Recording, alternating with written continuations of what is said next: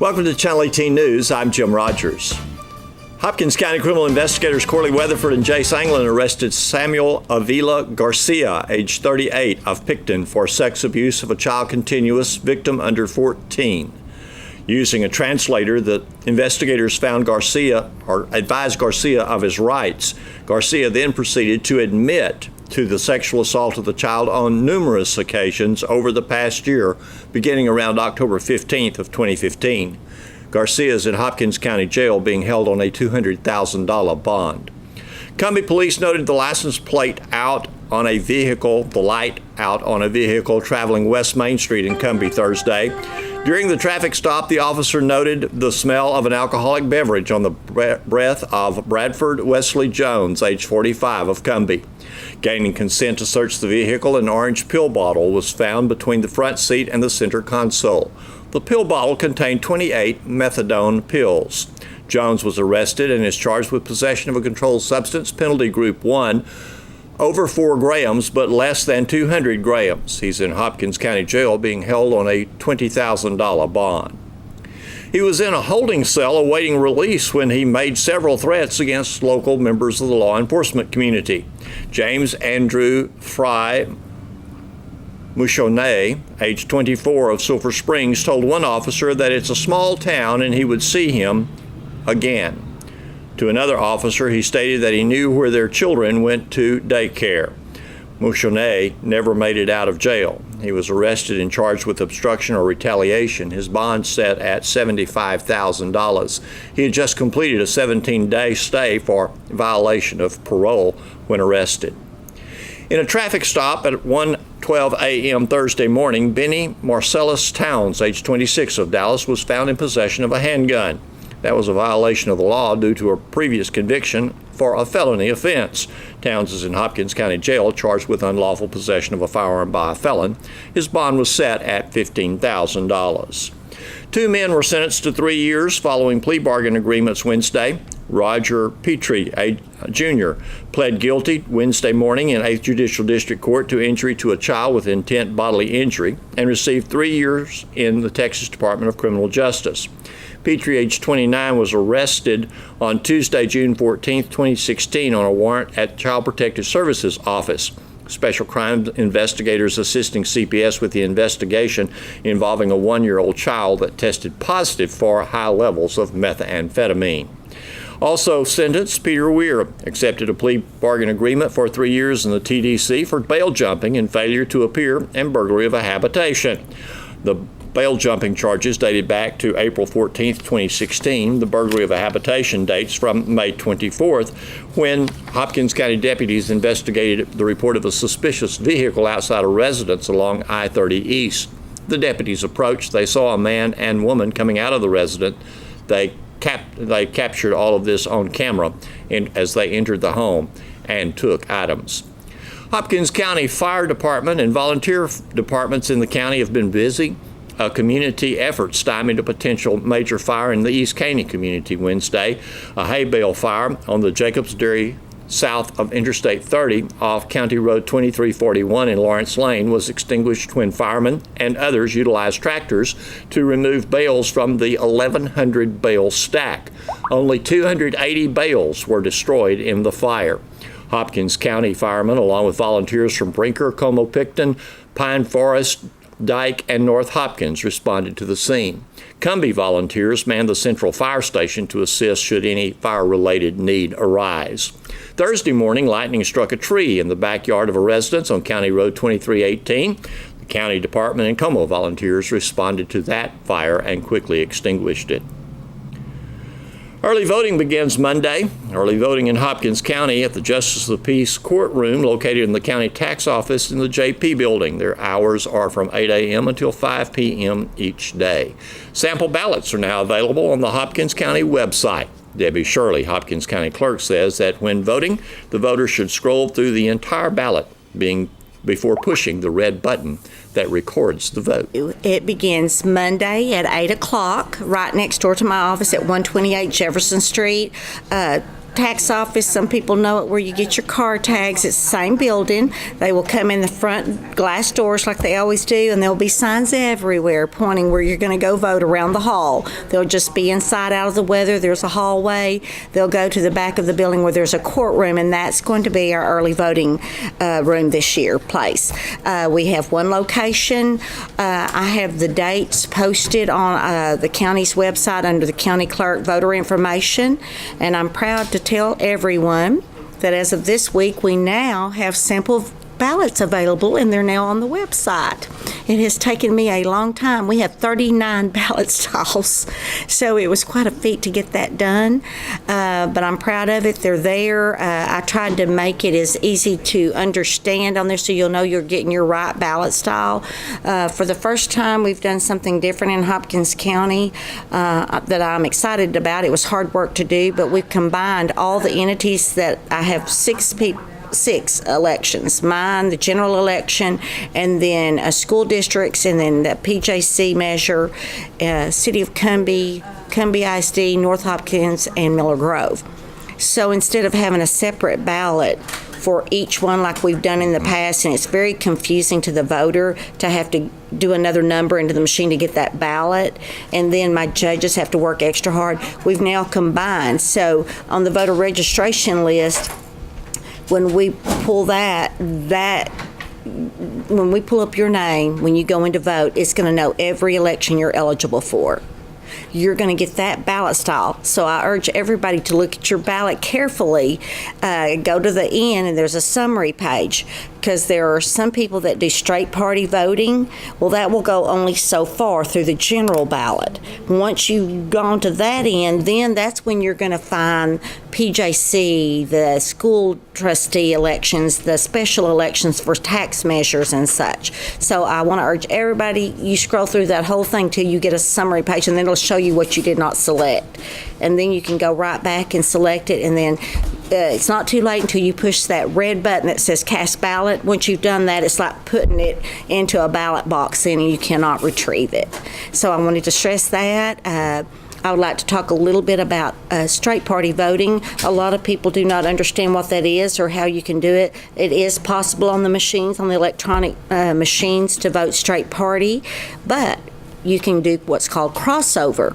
If you see someone that is in another party that you would choose to vote for, you can go, when you press that name, it would take the one off the party that you chose, and then all the rest of them stay that party. They do not go off, they stay lit up, or that you voted for them. So I did want to stress that you can, what's called crossover voting, but be very careful straight party voting, that you make sure you go to the end of your ballot to see those that you might be able to vote for. Another thing that I've already had some questions about is for the PJC, the Parish Junior College measure, the special election. There are 2 school districts that are excluded, and if you want more information, you'll have to call the college. What it was explained to me is by statute, they have to exclude so many. There's different school districts that are excluded, and in our county, it happens to be Como-Picton CISD and Saltillo. So they will not have that particular measure on their ballots, and I know they're going to wonder. I've already had my own relatives ask me, why can't they vote for that? And I had to explain, because they are excluded from that ballot. Are they excluded because they're part of the Northeast Texas I Community believe College that is District? the reason. No one told me that, but I believe that is the reason, because I think they're Region 8 in the Northeast Texas part, and I believe that is the reason. I think you're correct on that. Yeah.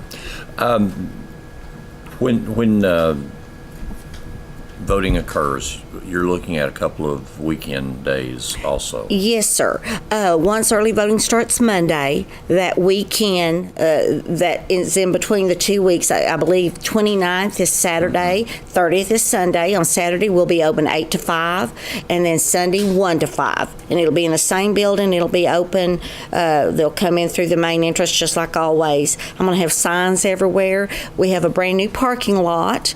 They can still park on the tax office side parking lot, but we have one right across from my office. It's a little hard to get to because TxDOT didn't let us put an entrance on Jefferson Street. You have to go down Rosemont to get it. But I'm going to have signs out, says voter parking, showing you where you don't pass it and park. So voter parking is available. It's just directly across the street, so that's there.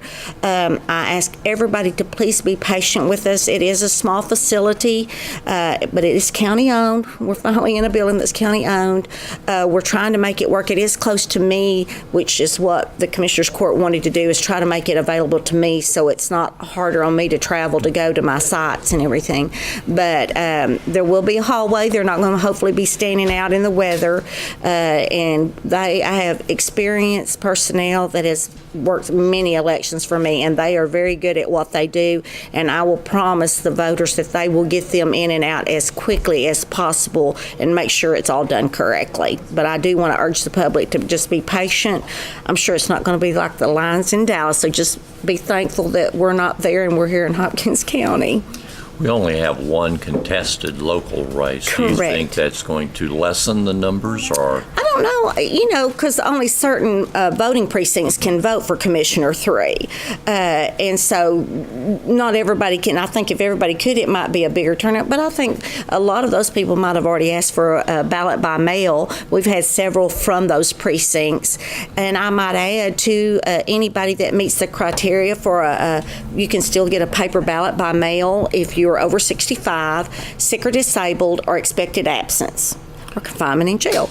And you can request that until October the 28th is the deadline. So we've already, I think, mailed out over 700, I believe. So this is because of annual applications now that can be sent in at the first of the year. We already had like about 200 of those from the primary, so we had to do those and plus all the new ones that we've received. Just one moment. Oh, yes. This election, we will have a write-in. It is possible to do it on the electronic voting machines. You highlight the write-in. It's only for president and vice president. That's the only place we have a write-in in our district is for that race. Once they click on the enter button on the machine, it'll come up like a keyboard. And you would just type in the name, and it will only allow, you can only put the name of the official list of the declared write-ins in there for it to be counted.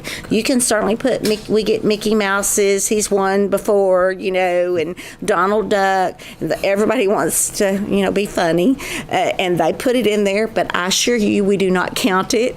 We only can allowed to count the ones that are on that list that we will provide at each polling place during Election Day also. And that's basically a lot of the stuff that I wanted to get out to the voters. If they have any questions, they can certainly call my office prior to Election Day or during early voting. Also, all my information should now be on the website if you have any questions.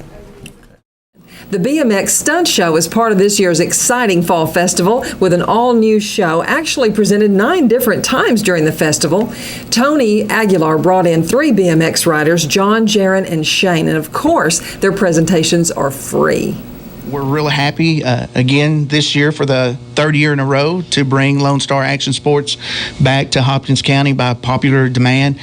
These guys are high energy, great role models. They have a great message that they put out to the kids, and just fabulous to watch, a lot of fun to watch.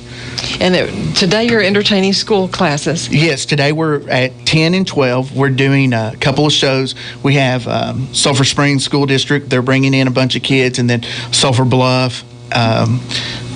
Went blank. Sulphur Bluff is bringing some. Como's bringing some. And then also tomorrow, Friday at 10 and 12, the show's open to everyone, but we are focusing on the other school districts like Miller Grove, Como, Picton, Campbell.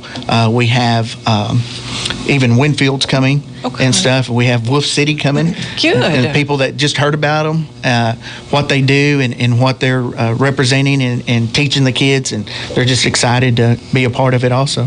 Well, it is kids that maybe latch onto this and maybe dream of themselves being a star like some of these guys are. We're going to meet them, John and Jaron and Shane, and get them to talk a little bit. And I want to know how I'll start with John Shaw. Yes. Got started being a BMX performer? Well. Bring your mic closer there. Yeah, closer. There was a guy in this town I grew up in Gainesville. And Texas? Yeah. You sound like a Texan. Gainesville, Texas.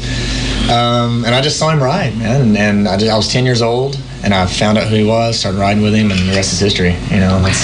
And you were 10. I was 10 years old. And how long did it take you to get into doing this yourself?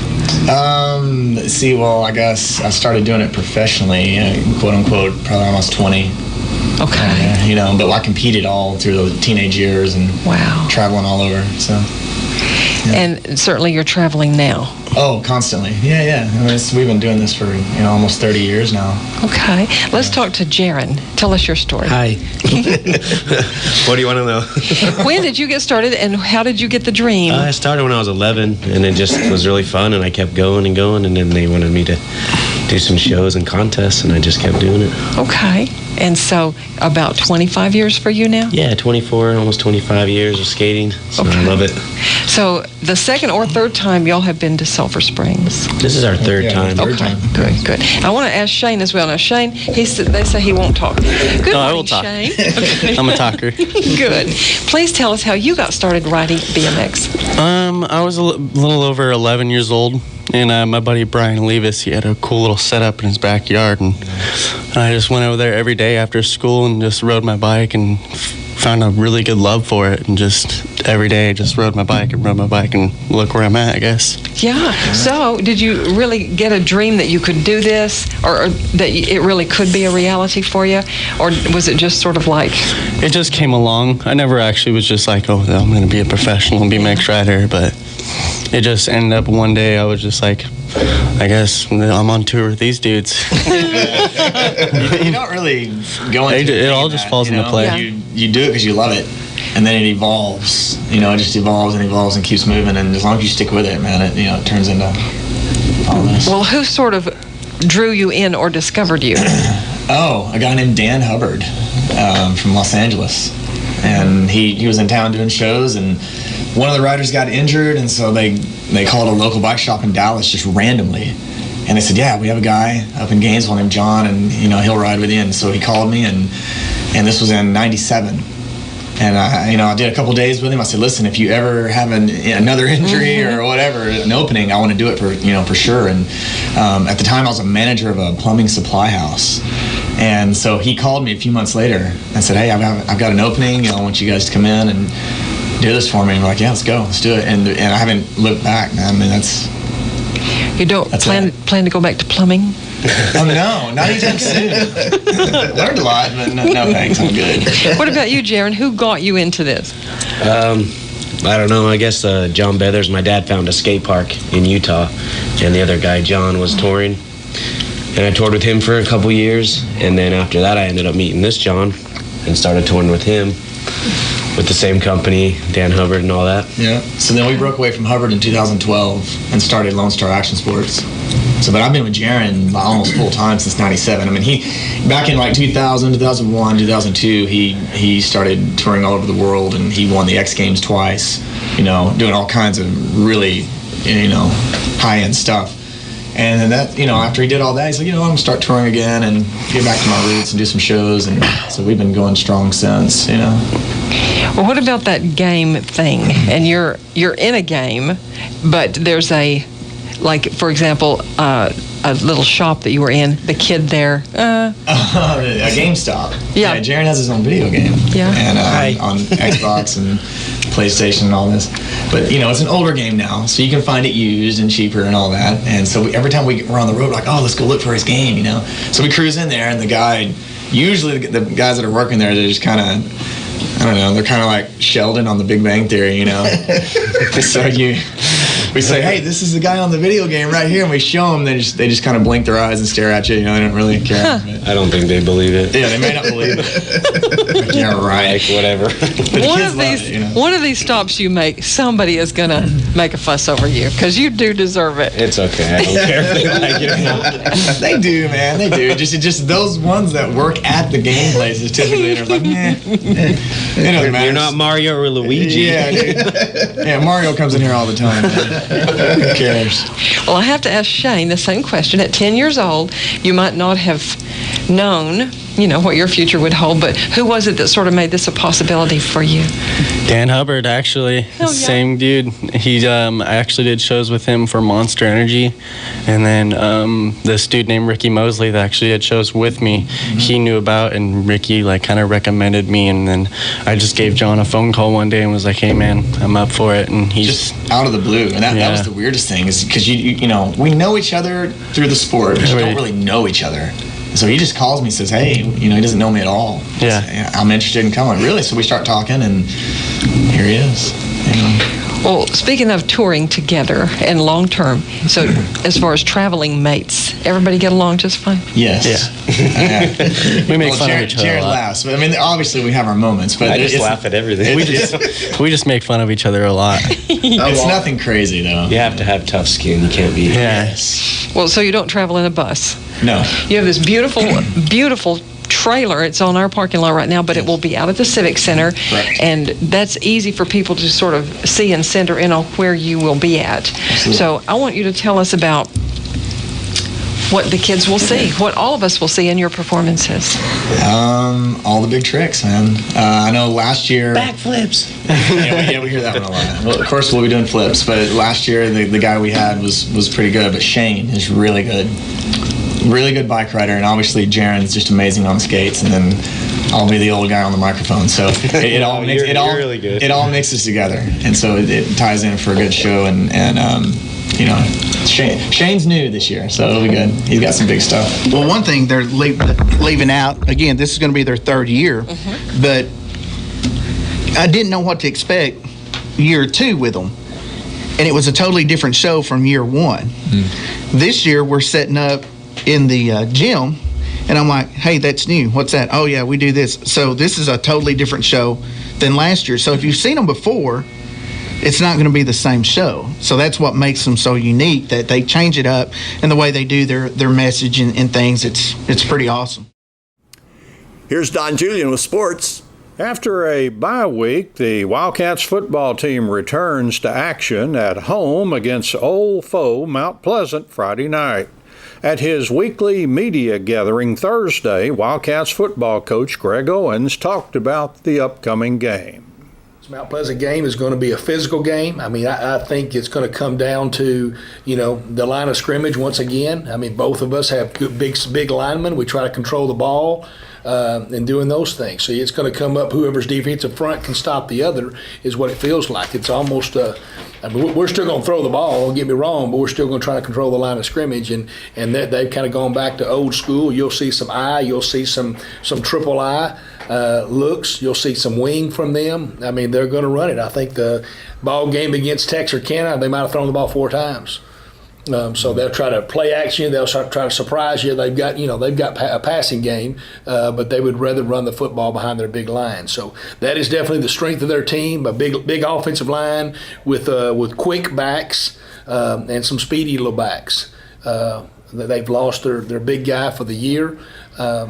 Their big home run hitter from last year, he's not with them this year, but they got some other guys that are really quick. We got to come up and force and tackle well and do those things, and so that'll be a tell the tape on that. Defensively, their outside linebackers I've been really impressed with those guys. They've got 2 defensive tackles inside that are really impressive as well. Active, get off block. I mean, the best thing they do overall is get off blocks. I mean, they do a fantastic job of being extremely active in doing that, and their safeties are very active. So the tackles inside, the outside backers, and then our 2 safeties are just running around making plays everywhere and doing things and putting you to bind and trying to create turnovers. And there's no substitute for being able to go sit and scout a team yourself and sit and watch them. So most of our staff had the opportunity to do that against Texas High, and they did a great job. I mean, they got after Texas High kind of like we got after them and just fought hard and got after it. And they were on the board first, took the ball and just drove it right down Texas High and went up 7-0. So Texas High speed kind of got a hold of them. I mean, the Hamilton kid got loose on them as well. and so he gave them some fits. So it's going to be a heck of a ball game. I mean, we're getting down to it right here. Really, in my mind, we're in playoff mode. I mean, if we want to be in the playoffs, here we go. This is about playoff mode focus, because both of us are right here fighting for a chance to get into playoffs, and at the same time, seeding of those playoffs. So, I mean, these last three for us are crucial, just like they are for everybody. But we've got to understand that with our kids and get our tempo cranked up, and them understand the seriousness of playing every snap. I guess the big thing in Mount Pleasant, because of the way they're put together, the main thing is try to get the ball out of their hands, because they want to keep it all. Yeah, we don't want to milk the clock all night. I mean, that's the big deal. You'll see us do some tempo. We'll be in and out of tempo and do those things. But with them, they're just kind of going to milk it down inside 10 seconds before they snap it, and just try to hold on to the ball and get there 3 or 4 yards. I heard one of their coaches yelling last week, 3 yards from the sideline. So I don't know, and it was just, hey, we're trying to get 3 yards. It's old school wing tee, get 3, and here we go. We'll make a decision on 4th down. We might have gotten 4 in there somewhere. We'll make a decision on 4th down. If it's 4th and 1, if we're going to go for it. And so, that's kind of where it is. I mean, it's just going to be an old school, in your face. Here we go. We got a nice wet field now after the rain today, and so it'll be a nice little muddy Sulphur Springs Mount Pleasant bash, and so it'll be good. Mount Pleasant head football coach Corey Homer is in his 3rd year as Tigers coach. Coach Homer is a 1997 Mount Pleasant graduate who played for the Tigers, and head football coach Mark McDaniel in 1995 and 1996. Coach Homer was hired in December of 2013, coming from Plano East, where he was assistant head football coach. Coach Homer had previous stints at McKinney North and John Tyler.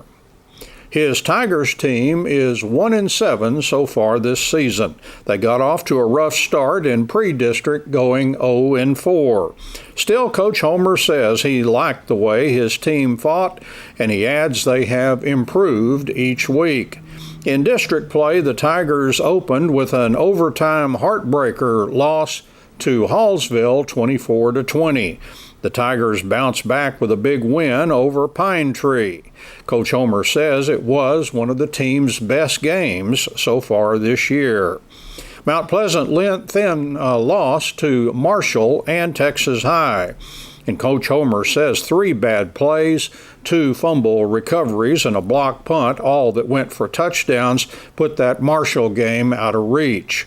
The Tigers gave Texas High a good fight last Friday, trailing only 10-7 at halftime before Texas High rallied for a 27-7 win. Coach Homer feels if his team can defeat the Wildcats Friday at Gerald Prim Stadium and then Greenville, their 3-3 district record should be good enough to earn a playoff spot. He admires Wildcats head football coach Greg Owens, and he says he is glad to call him a friend. Both the Wildcats and Lady Cats cross-country teams qualified for the regional meet at a district meet at Mount Pleasant Wednesday. And we get details from cross-country coach Ross Hicks. Our goal going in was just to compete well, and we did that, and we're both going to advance to regionals. The girls finished 3rd, and the boys finished 2nd as a team. So the top 3 teams advanced to regionals, and so we both advanced. As a team, right? As a team. Everybody goes. Yes. Both the varsity teams advanced. Yes, sir. Tell us how that. We'll start with the guys. How did they finish?